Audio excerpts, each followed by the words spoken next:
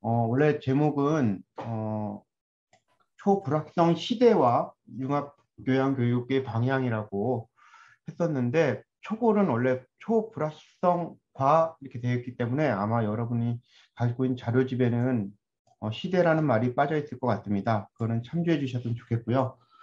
어, 오늘 순서는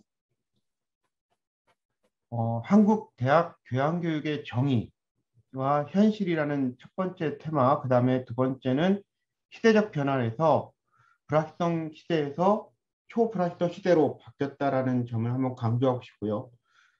세 번째로는 자질, 역량 이런 거에 대해서 이야기해보고 싶고, 이 자질과 역량을 교육하기 위해서 우리가 과학기술적 패러다임의 변화를 좀 인지해보자라는 측면에서 세 번째 주제는 정해봤고요. 네 번째는 융합적 사유를 확장하는 교양교육, 그러니까 융합교양교육의 방향을 한번 이야기해볼까 합니다. 아까 그 송동현 교수님도 들어와 계셨다가 나가신 것 같은데 계시군요. 손정현 선생님이 쓴 논문 중에 2006년에 쓴 논문이 아마 한국 대학 교양교육의 정의를 나타내는데 가장 많이 사용되는 인용됐던 정의 중에 하나가 아닐까 싶습니다. 제가 이 발표문을 작성했을 때 당시에 한 140번 인용됐다는 지투가 확인한 결과가 있었거든요.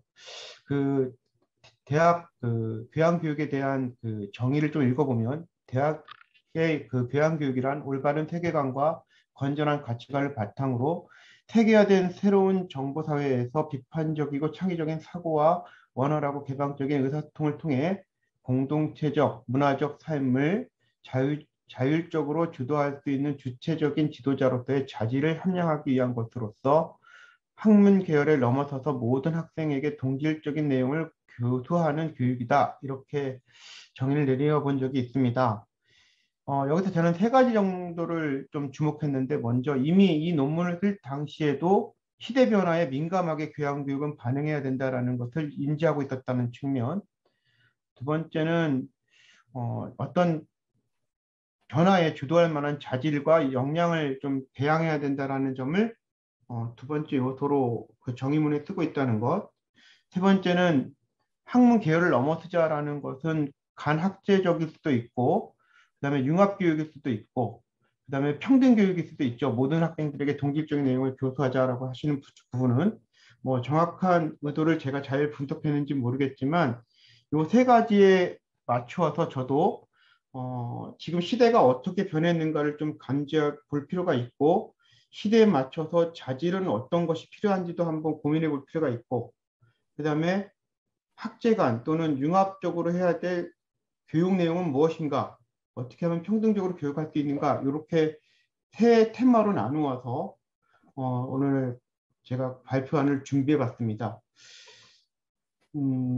그래서 요런 것들을 좀 잘 맞춰보자라는 것이고, 그래서 특히 그 융합교육적인 측면은 그 교양기초교육원에서 하는 교양기초교육 목표에도 그것이 하나의 기본적인 역량으로 되어 있기 때문에 저도 이제 융합적 사유를 바탕으로 하는 교육을 세 번째로 강조해 볼까 합니다. 그럼 먼저 시대 변화에 대한 이야기를 해볼까 한데요. 먼저 지금 시대 변화는 지금 그러니까 아까 2006년하고 또 지금 2021년하고는 비교해 보면 상당히 다른 시대 변화를 갖고 있습니다. 그래서 우리 한국 사회가 변한 현실만큼 또 교육 트렌드도 많이 바뀌었다고 생각되는데, 트렌드 하면은 또 김남도 교수가 쓴 트렌드를 이렇게 보면 올해 2021년 걸 보면 코로나 바이러스가 담긴 것은 트렌드가 방향이 아니라 속도다라는 말이 있듯이, 지금 저희가 못 따라가고 있는 것은 방향성인 것보다는 속도를 못 따라가고 있지 않나라는 생각을 동시에 해봅니다. 그래서 어쩌면 지금은 시대가 이렇게 변했는데 이 교육법을 쓰고 있는 것이 아닌가, 옛날 방식을 고수하고 있는 것이 아닌가라는 생각도 같이 해보고, 교육 방법도 바꿔야 될 것 같고, 교육의 가치도 재검을 토를 해봐야 되는 시대가 아닌가라는 생각을 동시에 해봅니다.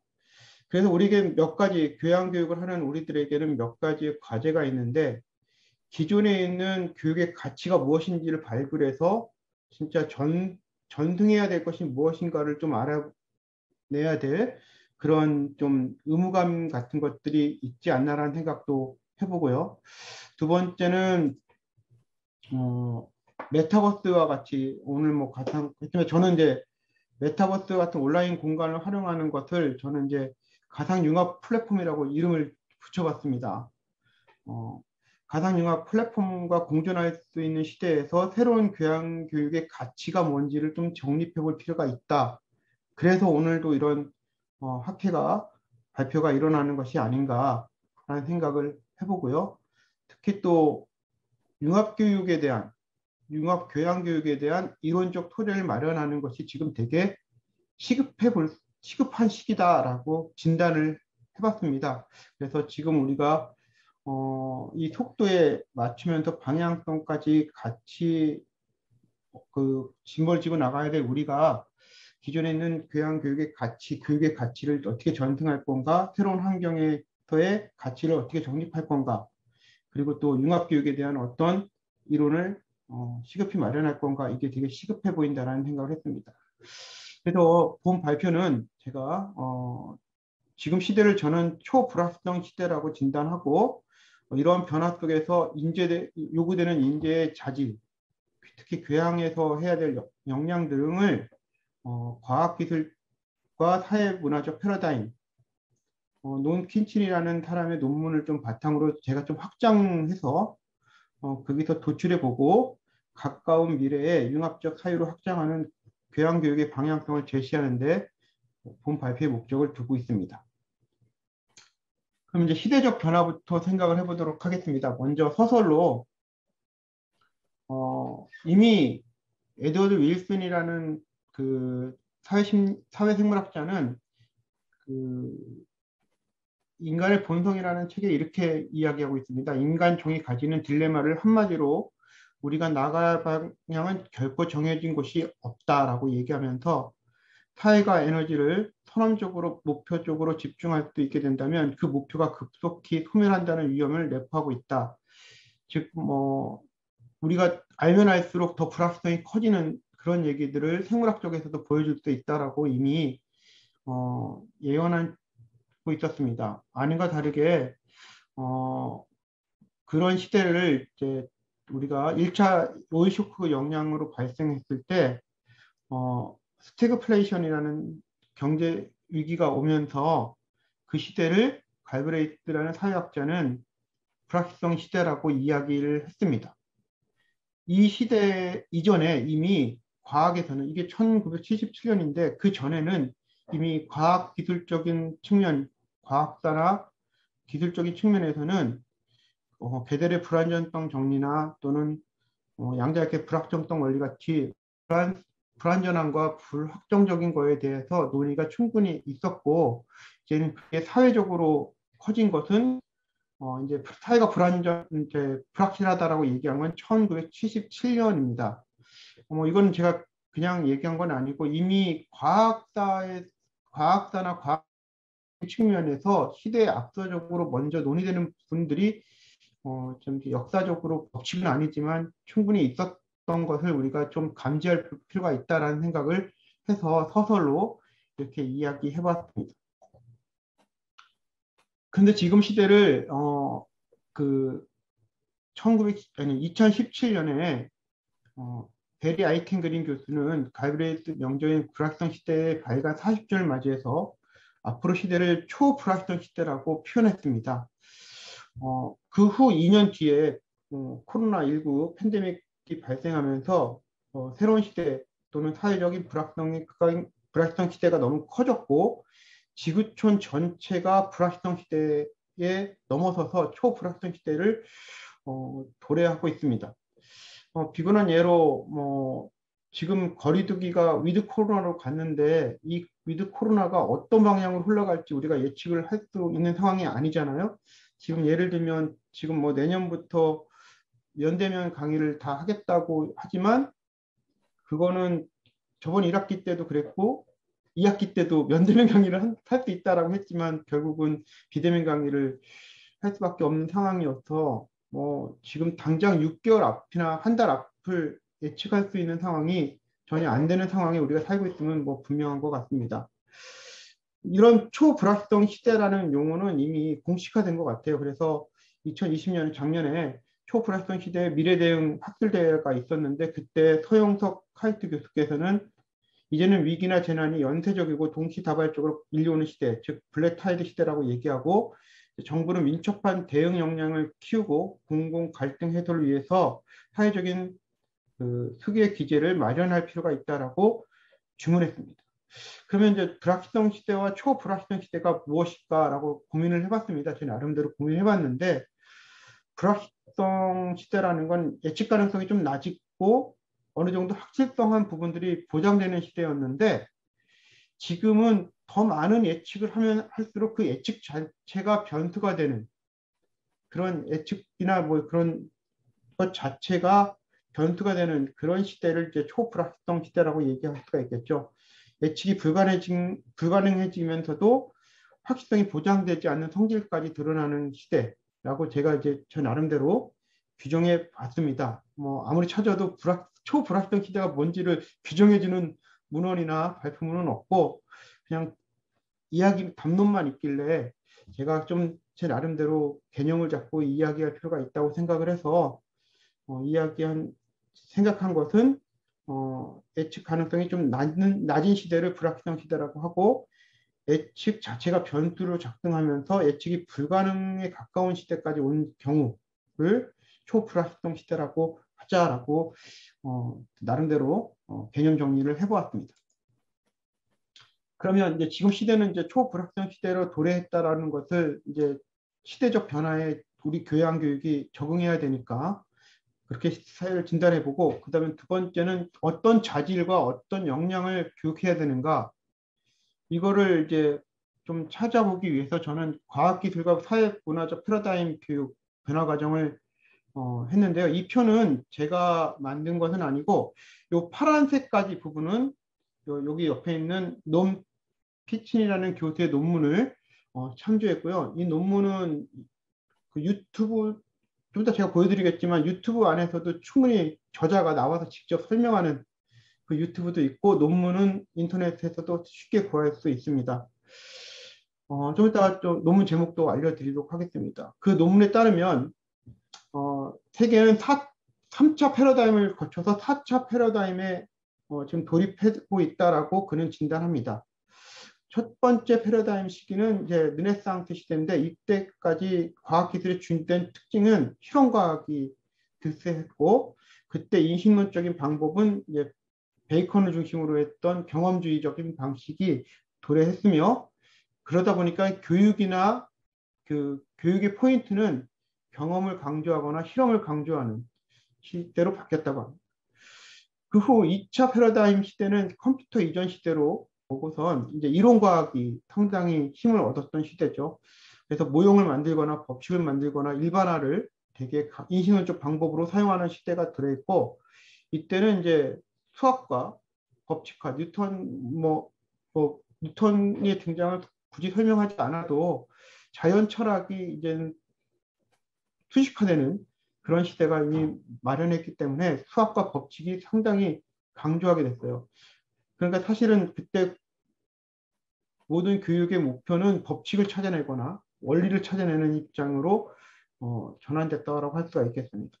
그 다음에 이제 3차 패러다임은 이제 컴퓨터가 등장한 시대죠. 그래서 빅데이터가 등장하기 이전 시대라고 패러다임을 규정하고 이때의 과학기술의 특징은 이제 컴퓨팅 기술, 과학이 발달했고 복잡한 현상에 대해서 시뮬레이션으로 추론하는 그런 인식론적 방법들이 도입이 됐었는데 그러다 보니까 이제 지식을 어떻게 정보화할 것인가, 데이터할 것인가 이런 것들이 많은 힘을 받게 되고 기술 자체도 경제력으로 갖는 돈과 그 연관이 돼버리는 교육이 상당히 많은 부분 포인트를 갖고 있었다라고 할 수가 있겠습니다.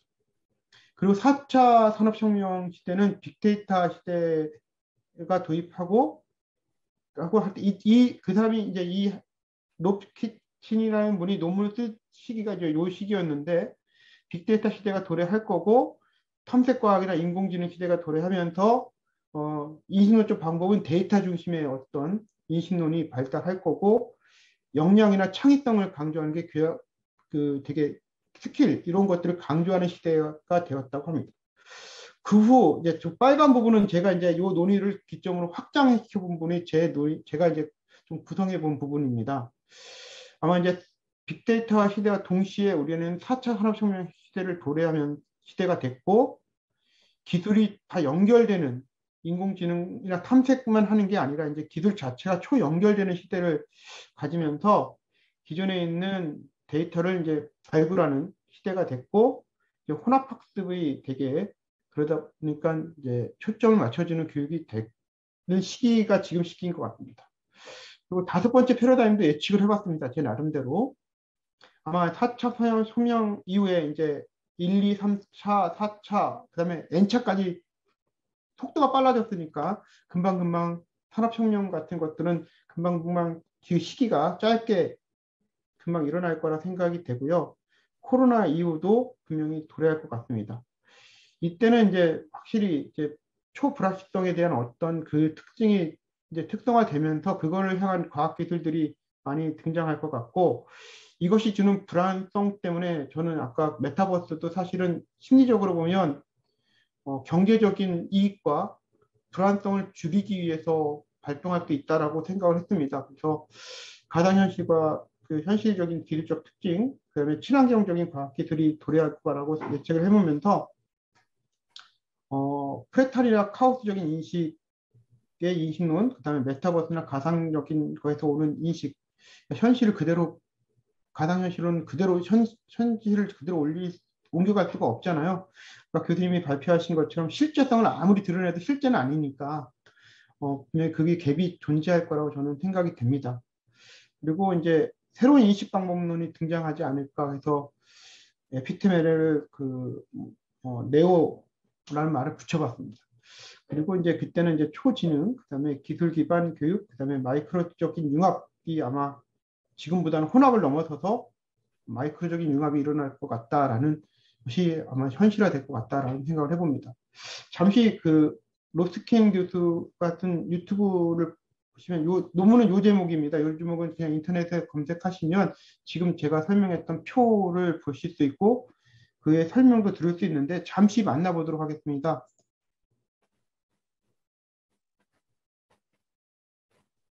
So this is a video abstract for a paper that's appearing in Big Data Society called Big Data, New Epistemologies and Paradigm Shifts.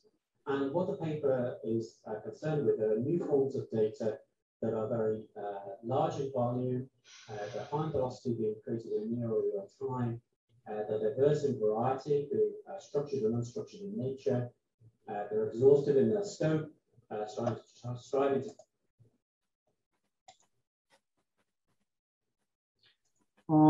그냥 제가 시간 관계상 그냥 멈췄는데요. 그냥 이해해 주시고 좀 제가 5분밖에 안 남아서 멈췄다고 생각하시고 그 유튜브는 제가 그 자료집에 올려놨으니까 한번 보시면 유튜브는 충분히 보실 수 있고 논문도 충분히 얻을 수 있다고 생각됩니다.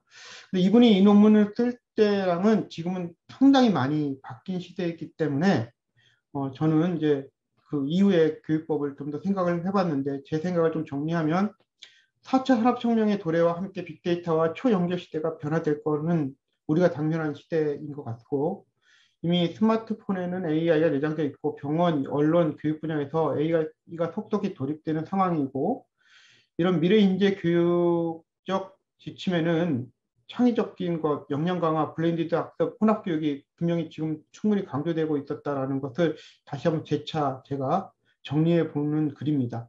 아까 표에 의거하면 그 네 번째 패러다임이죠.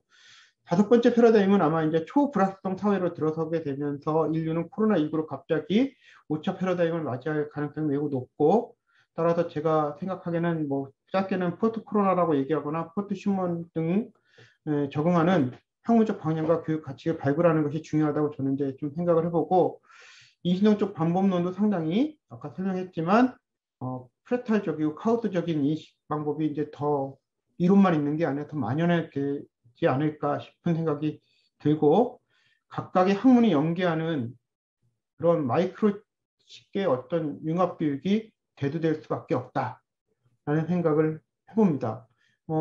지금 안 그래도 저번에 교양교육학회에서 발표하신 건가 어디서 발표하는 걸 들어보니까 마이크로식 디그리도 충분히 지금 논의가 되고 있고 교양과 교육 그 전공의 경계가 지금 모호해지고 있는 성격을 충분히 발휘하고 있는 시대를 우리가 지금 맞이하고 있다라고 할 수가 있겠죠. 그러면 이제 미래사회 요구하는 역량도 이게 보시면 이게 17년에 세계 경제 그 포럼에서 21세기 기술이라고 해서 16가지 기술을 이미 얘기했습니다. 그때 이게 되게 좀 저는 당황스러웠거든요. 이미 이 역량은 우리가 다 생각했던 역량인데 이게 17년에 이제는 경제학자, 경제기구가 받아들일 그런 그러니까 학생들에게 교육해야 될 교육 지침을 얘기하는 거예요. 그래서 문해, 수해, 과학, 문해 이런 것들을 좀 가르쳐주고 시민문해를 해달라고 얘기하고 역량은 비판적 사고와 문제 해결과 창의성과 의사소통과 협력, 인성의 측면에서는 창의성과 주도성과 일관성과 도전 정신과 적응력과 리더십, 과학 이렇게 16가지를 주문을 했는데 이거를 이제 준비하려고 준비하는 도중에 벌써 코로나가 터져버리는 상황을 맞이하게 된 거죠. 그래서 불확정 시대이기 때문에 정확한 예측이 불가능하다면 대안 중에 하나는 지속적인 실험을 통해서 어떤 필요한 것을 찾아내고 문제를 덜 익히고 비용을 좀 들게 하는 이런 방법이 뭐냐 하니까 아까 얘기했던 메타버스와 같은 가상현실 플랫폼, 실험 플랫폼이 되게 효과적일 수 있다라는 생각을 저는 해봤습니다. 그래서 이미 그 고등학교 교육에서, 그러니까 중등교육에서는 이미 AI과 VR 그런 강의실을 만든다고 합니다. 지금 우리는 코로나 시대 때문에 지금 온라인 강의를 할 수 있는 강의실을 증가하고 있는데 지금 미래교육은 이제 온라인 강의실이 아니라 증강현실이나 가상현실이 되는 강의실을 만들어야 되는 그런 시대를 동시에 맞이하고 있는 현실을 우리가 볼 수 있다라고 할 수가 있겠습니다. 그럼 이제 네 번째는 이제 융합교육이 뭐냐를 제가 빨리 설명해 보도록 하겠습니다. 이거는 그러니까 우리가 이제 파란색하고 빨간색을 합치면 보라색이 될 수 있는데 이거는 진짜 화학적인 융합입니다. 이런 융합이 진짜 가능할까? 현실은 이럴 것 같습니다. 어떤 부분은 빨갛고 어떤 부분은 보라색이고 어떤 부분은 파랗고 이렇게 이게 우리의 현실, 융합의 현실이 아닌가 싶습니다. 그런 고민을 하던 중에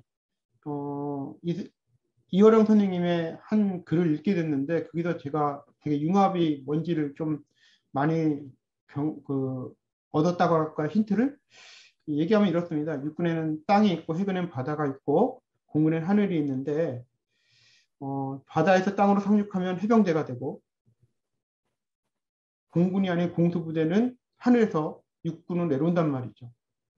공수부대와 해군과 육군을 섞어놓은 것이 해병대가 아니고 해병대는 해병대 특징이 있듯이 그리고 공군과 육군을 한데 모아놓은 것이 공수부대가 아닌 듯이 공수부대는 공수부대의 특징이 있듯이 어떤 의복도 전혀 자기만의 색깔을 내는 필요상에서 군복을 만들고 해병대도 마찬가지입니다. 바다와 육지로 오가야 되는 그런 군복을 요구할 수밖에 없는 특징을 갖는다는 거죠. 이게 융합이다라고 얘기하시는 측면을 보고 좀 많은 힌트를 얻었습니다. 제가 개인적으로. 그래서 우리가 많은 단어를 쓰지만 하이브리드 쓰고 융복합도 쓰고 컨버전도 쓰고 퓨전이라는 말도 쓰고 통섭이라는 말도 쓰고 크로스오버라는 말도 쓰고 다 쓰지만 융합이라는 건 결국은 그 자체 색깔을 낼 수 있어야 된다라고 생각을 하게 됐습니다. 그 자체 색깔을 낼 수 있는 방법은 이 두 가지가 공유할 수 있는 부분과 공유할 수 없는 부분 이거를 잘 찾아내는 것이 융합적 사유고 그게 융합적 사유를 확장시킬 수 있는 방법론이 아닌가라는 생각을 해보았고 저는 그것이 융합적 사유라고 명칭을 하게 되었습니다. 즉 토마스 쿤의 이 용어를 받아들이면 정리를 하면 이렇습니다. 육군과 해군 그리고 공군 간에 공략 불가능한 요소가 있고 공략 가능한 요소를 분명히 가져와야 해병대가 되고 공수부대가 될 수 있듯이 우리도 그 공수부대만의 어떤 공략 불가능한 요소를 갖출 때 그럴 때 그것은 융합적 군대가 될 수밖에 없다.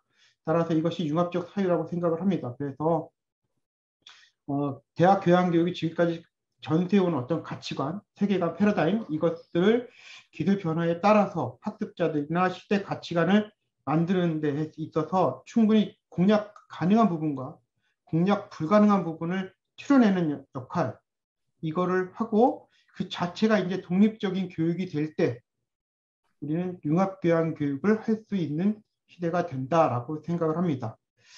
마지막으로 제가 이제 발표문을 다 썼는데요. 그 발표문에 읽었던 책을 하나 인용을 했는데요.